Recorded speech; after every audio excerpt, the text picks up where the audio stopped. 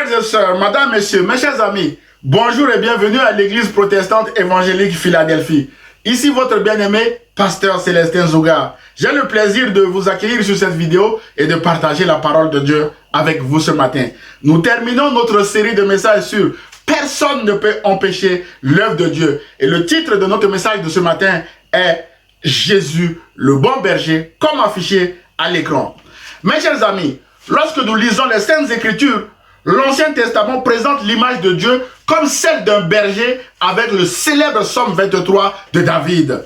En effet, en Israël, comme dans tout l'Orient ancien, où la vie pastorale jouait un grand rôle, l'image du berger servait à exprimer la confiance du psalmiste en Dieu. Cette image de berger était utilisée pour désigner un roi qui protège, qui conduit, qui dirige son peuple. C'est ainsi que Dieu est désigné comme étant le roi berger qui garde Israël ou qui veille sur Israël. Frères et sœurs, mes chers amis, le Nouveau Testament présente également Jésus comme étant le bon berger. Pas comme un berger, ce qui sous-entendrait l'existence d'autres bons bergers, mes bien-aimés dans le Seigneur, mais le bon berger.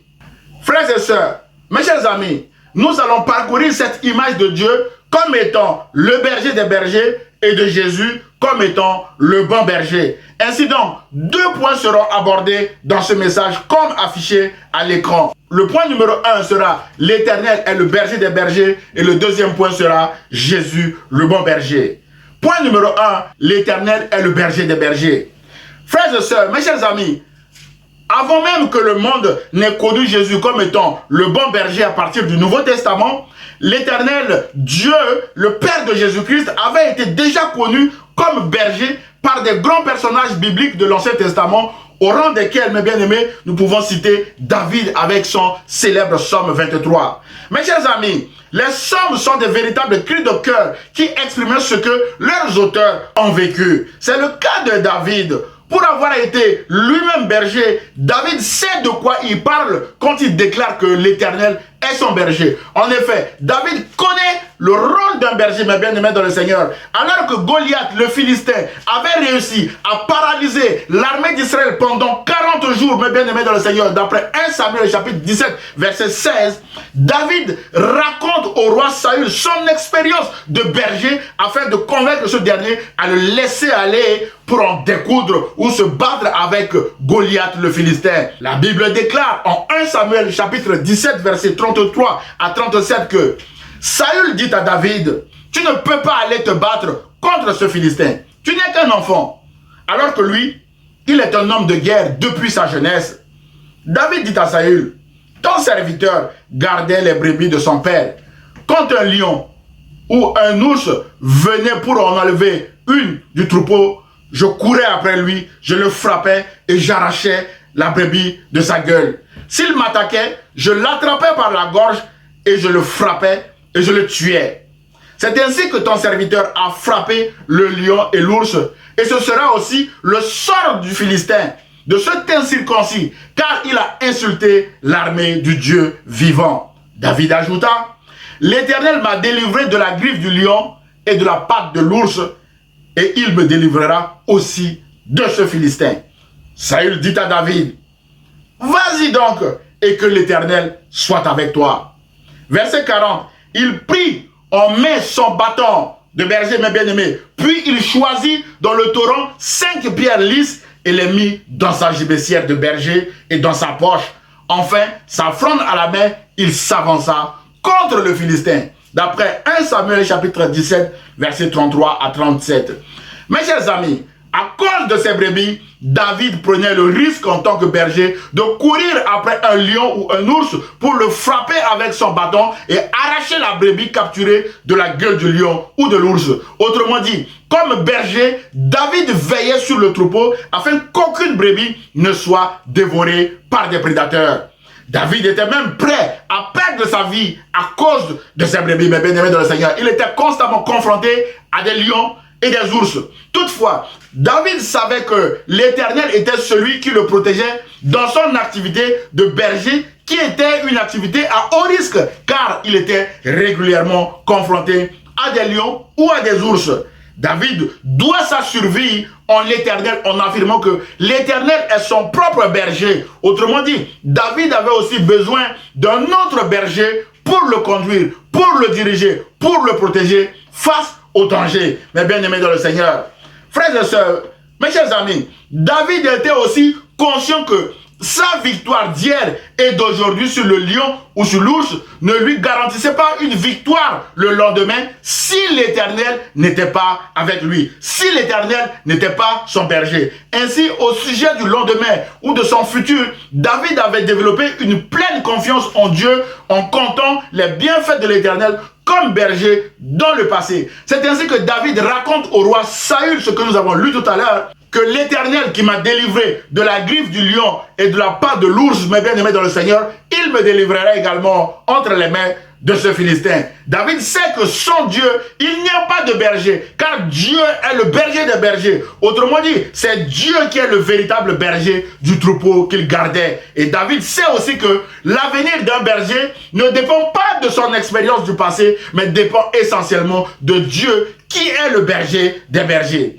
Mes chers amis, avant d'aller affronter Goliath, David proclame une parole de puissance. Il dit ceci: l'Éternel me délivrera aussi des mains de ce Philistin. Autrement dit, roi Saül, nous ne pouvons pas combattre ce Philistin sans le berger des bergers. David assimile ce Philistin à un prédateur et court sur le champ de bataille muni de sa gibecière de berger à l'intérieur de laquelle il met 5 pierres bien lisses. David était également muni de sa fronde et de son bâton de berger. David garde son habitude de berger qui consiste à courir derrière un lion ou l'ours pour arracher ses brebis, mes bien-aimés dans le Seigneur, et ceci en comptant sur le soutien du berger des bergers. Voyant, mes bien-aimés dans le Seigneur, son enthousiasme, le roi Saül déclare que vas-y donc David, et que l'Éternel soit avec toi. 1 Samuel chapitre 17 verset 37 que nous avons lu tout à l'heure. La fin de cette histoire, mes bien-aimés dans le Seigneur, nous raconte que David a tué Goliath le Philistin.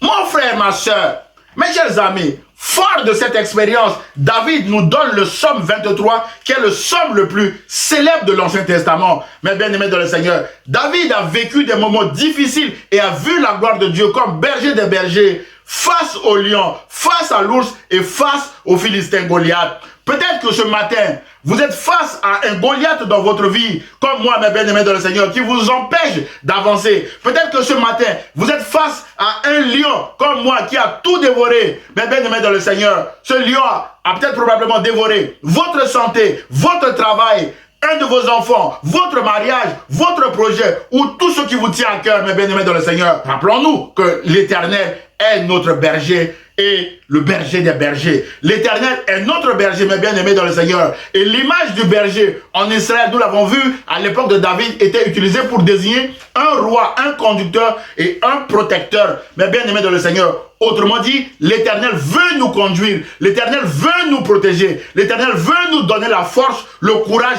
l'énergie et la puissance nécessaires afin que nous allions de l'avant pour récupérer tout ce que le diable nous a volé, tout ce que le diable a arraché ou détruit en nous, mes bien-aimés dans le Seigneur. Alors, ouvrons notre cœur à Dieu, mes bien-aimés dans le Seigneur, en l'acceptant comme étant le berger des bergers. C'est dans notre intérêt, mes bien-aimés dans le Seigneur, car David déclare en Somme chapitre 23, versets 1 à 4 que l'Éternel est mon berger, je ne manquerai de rien. Il me fait reposer dans de verts pâturages, il me dirige près des eaux paisibles, il restaure mon âme, il me conduit dans les sentiers de la justice. À cause de quoi? À cause de son nom. Mon frère, ma soeur, le berger des bergers pourvoit à nos besoins. Le berger des bergers nous donne du repos dans de verts pâturages, là où il y a la provision. Le berger des bergers nous dirige près des eaux paisibles, car l'eau, c'est la vie, et nous donne la paix également. Le berger des bergers restaure, rétablit, réconforte et soutient, mes bien-aimés dans le Seigneur, notre âme. Le berger des bergers nous conduit dans les sentiers de la justice, et le berger des bergers fait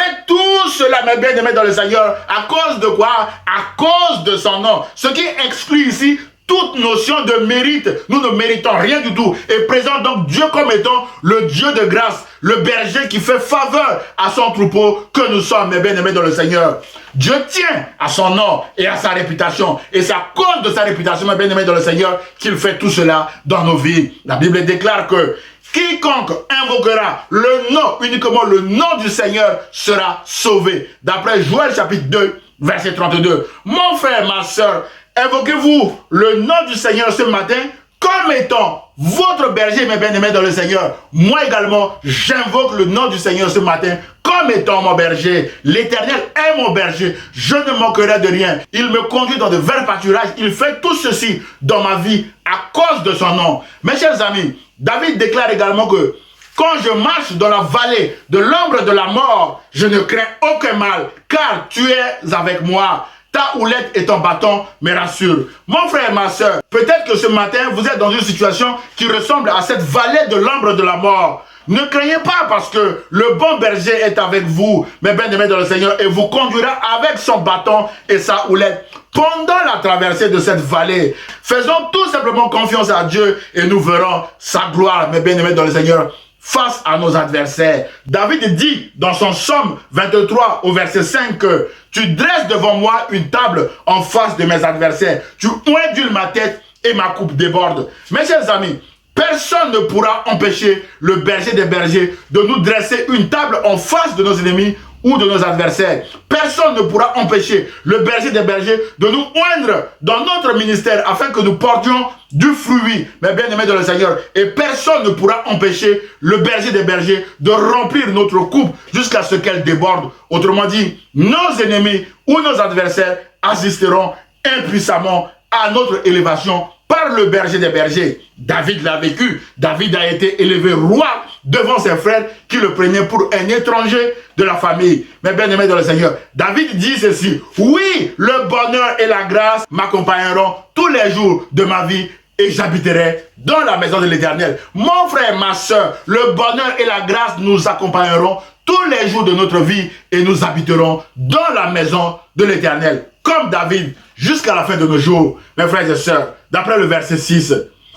Mes chers amis, au vu de ce que nous venons de dire sur l'Éternel comme étant le berger des bergers, pouvez-vous déclarer, comme David ce matin, que l'Éternel est votre berger, afin qu'il agisse aussi dans votre vie, mes bien-aimés dans le Seigneur, à cause de son nom, non pas parce que vous méritez quelque chose, mes bien-aimés dans le Seigneur. Moi, pareillement, je ne mérite rien du tout, mes bien-aimés dans le Seigneur, mais je suis là tout simplement pour proclamer le nom du Seigneur, pour proclamer que l'Éternel est le berger des bergers, et Jésus-Christ également est le bon berger. Voilà pourquoi Dieu m'a fait grâce ce matin également d'être là. Frères et sœurs, si David présente l'Éternel dans son psaume 23 comme étant le berger des bergers, le Nouveau Testament présente Jésus comme étant le bon berger. Alors, pourquoi Jésus est-il présenté comme étant le bon berger, mes bien-aimés dans le Seigneur? Ce qui nous permet d'aborder le deuxième point de notre message, Jésus, le bon berger. Frères et sœurs, mes chers amis, Jésus est le bon berger en parole et en acte. Tout d'abord en parole, tout l'enseignement de Jésus continue encore de nous éclairer, de nous guider et de nous conduire avec l'aide du Saint-Esprit. Et dans son enseignement sur pourquoi lui, Jésus, il est le bon berger, Jésus déclare en Jean chapitre 10, versets 9 à 21 que « C'est moi qui suis la porte, dit Jésus. Si quelqu'un entre par moi, il sera sauvé. » Le salut, mes bien-aimés, est en Jésus et Jésus seul. Il entrera et sortira et il trouvera de quoi se nourrir. Verset 10. Le voleur ne vient que pour voler, égorger et détruire. Ça, c'est le plan du diable pour empêcher. Moi, je suis venu afin que les brebis aient la vie et qu'elle l'ait en abondance. Je suis le bon berger. Verset 11. Le bon berger donne sa vie pour ses brebis. Verset 12. Le simple salarié, c'est-à-dire celui qui fait berger à cause de l'argent ou d'un salaire, quant à lui, n'est pas le berger. Et les brebis ne lui appartiennent pas. Lorsqu'il voit venir le loup, il abandonne les brebis et prend la fuite. Alors le loup s'en empare et les disperse. Jésus, mes bien-aimés dans le Seigneur, ne nous abandonnera jamais en cas de danger, car nous lui appartenons. Verset 13. Le simple salarié c'est-à-dire le berger qui n'est pas propriétaire des brebis, s'enfuit, car il travaille pour de l'argent et ne se soucie pas des brebis. Et Jésus dit, moi, je suis le bon berger. Je connais mes brebis et elles me connaissent. Tout comme le Père me connaît et comme je connais le Père, je donne ma vie pour mes brebis. Jésus est mort pour nous sauver. Nous sommes passés de la mort à la vie, nous qui étions morts, à cause, mes bien-aimés dans le Seigneur, du sang de Jésus qui a coulé sur la croix pour nous purifier afin que nous passions de la mort à la vie. Verset 16.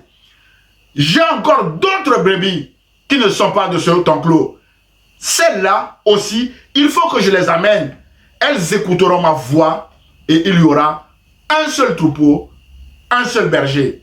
Mon frère et ma soeur, Jésus est le seul bon berger. Mes bien-aimés dans le Seigneur, Jésus vous appelle ce matin également à rejoindre cette bergerie et à écouter sa voix parce qu'il est le seul bon berger. Verset 17. Le Père m'aime parce que je donne ma vie pour la reprendre ensuite. Personne ne me l'enlève, mais je la donne de moi-même. J'ai le pouvoir de la donner et j'ai le pouvoir de la reprendre. Tel est l'ordre que j'ai reçu de mon Père. Mon frère, ma soeur, le sermon de Jésus ici est clair et n'appelle aucun commentaire de ma part. Les premières personnes, mes bien-aimés, qui ont écouté ce discours de Jésus étaient divisées en deux, les pour et les contre.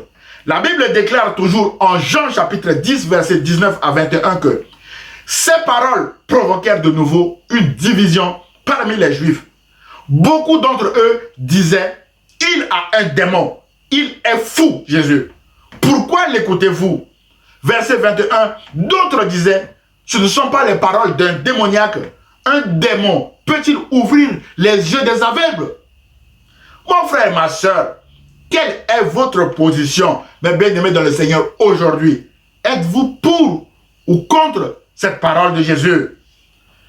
Mes chers amis, en action, quelque temps après ces paroles, Jésus était allé à la croix de Golgotha et a donné sa vie pour ses brebis par sa mort et sa résurrection. Nous savons aujourd'hui avec certitude que ceux qui étaient contre ce discours de Jésus ont pris le mauvais chemin en rejetant Jésus comme étant le bon berger. Le salut est en Jésus et en Jésus seul. Et le plan de Jésus pour la vie de ceux qui le suivent est clair. Donner la vie en abondance à ceux qui l'acceptent comme leur Seigneur et leur Sauveur et qui le suivent, mes bien-aimés dans le Seigneur. Mes chers amis, ceux qui ont suivi Jésus ont expérimenté également cette vie en abondance que Jésus donne. Premièrement, comme berger, Jésus guérissait les brebis malades. La Bible déclare en Matthieu chapitre 15, verset 30 à 31 que une grande foule s'approcha de lui.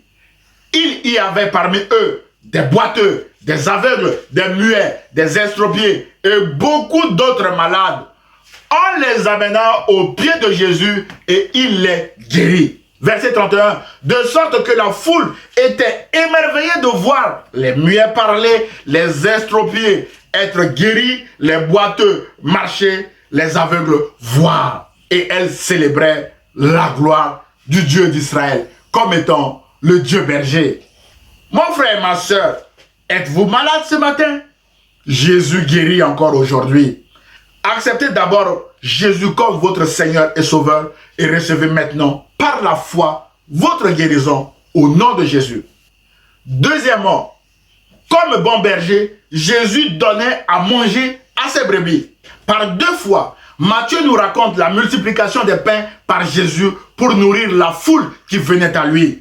La Bible déclare en Matthieu chapitre 14, verset 14 à 21, dont je lis un extrait ici, verset 19, que Jésus fit asseoir la foule sur l'herbe, prit les 5 pains et les 2 poissons, leva les yeux vers le ciel et prononça la prière de bénédiction. Puis, il remplit les pains et les donna aux disciples qui les distribuèrent à la foule. Tous mangèrent et furent rassasiés, et l'on emporta 12 paniers pleins des morceaux qui restaient. Ceux qui avaient mangé étaient environ 5000 hommes, sans compter les femmes et les enfants. C'est ça la vie en abondance, mes bien-aimés dans le Seigneur. 5000 personnes ont mangé, 12 paniers pleins qui étaient encore restés à côté, mes bien-aimés dans le Seigneur. Et Matthieu nous raconte également au chapitre 15, versets 32 à 38, que tous mangèrent et furent rassasiés, et l'on emporta 7 corbeilles pleines de morceaux qui restaient. Ceux qui avaient mangé étaient 4000 hommes, sans compter les femmes et les enfants. Mon frère et ma soeur, Jésus pourvoit encore aujourd'hui aux besoins de ceux qui crient à lui. Voulez-vous faire appel à Jésus ce matin pour vos besoins, mes bien-aimés dans le Seigneur? Jésus vous répondra au-delà de votre espérance.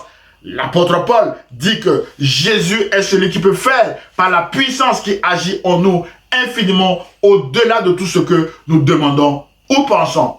Attendez-vous, mes bien-aimés dans le Seigneur, par la foi, à recevoir une surprise agréable de la part du Seigneur. Troisièmement, comme bon berger, Jésus donnait aussi de l'eau à boire à ses brebis.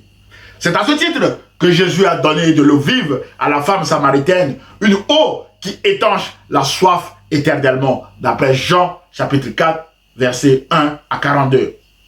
Bien-aimés dans le Seigneur, comme bon berger, Jésus rendait compte également de son activité de berger à son Père, qui est le berger des bergers. Jésus n'était pas un homme indépendant, il dépendait du Saint-Esprit et il dépendait également de Dieu le Père. Mais bien aimé dans le Seigneur, Jésus a dit en Jean chapitre 17 verset 12 que lorsque j'étais avec eux, c'est-à-dire avec ses disciples dans le monde, je les gardais en ton nom. J'ai protégé ceux que tu m'as donnés et aucun d'eux ne s'est perdu, à part le fils de perdition, afin que l'écriture soit accomplie.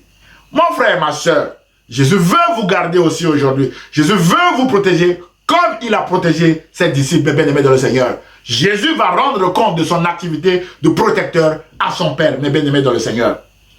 Comme bon berger également, Jésus protégeait ses brebis. Frères et sœurs, Jésus a dit en Jean chapitre 10, versets 27 à 29 que « Mes brebis entendent ma voix, je les connais, elles me suivent.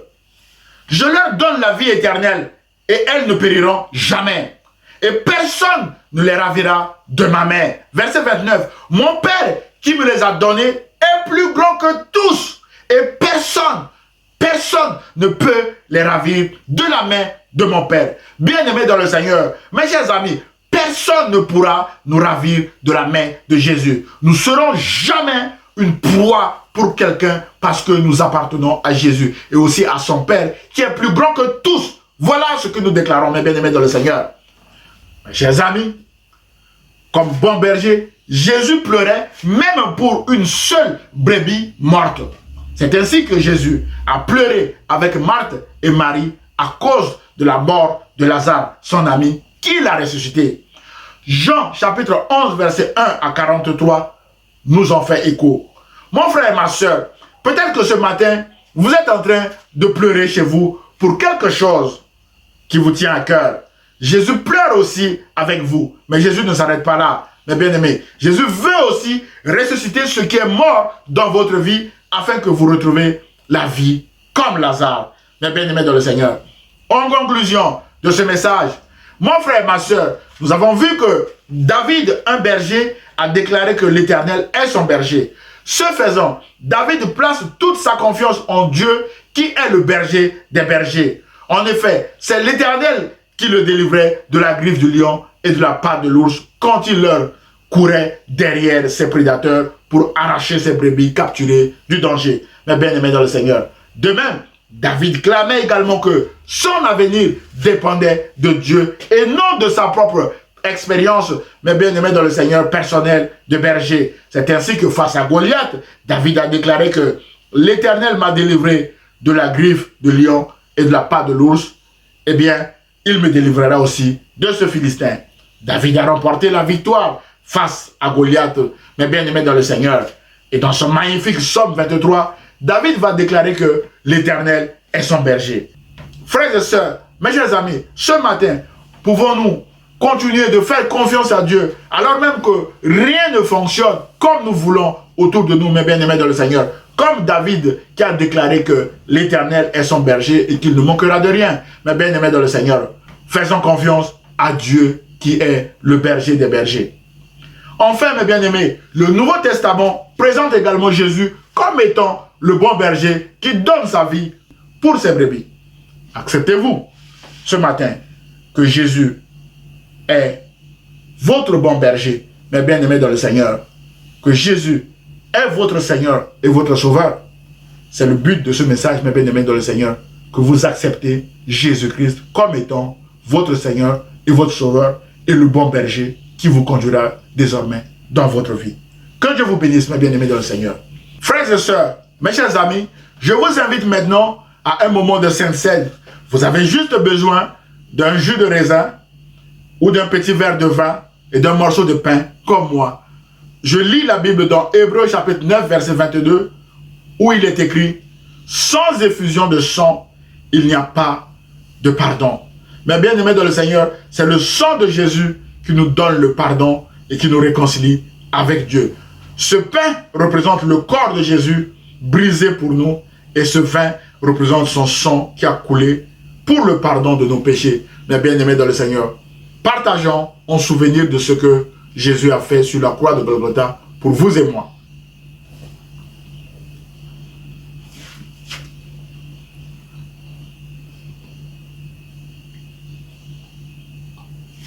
Prions le Seigneur.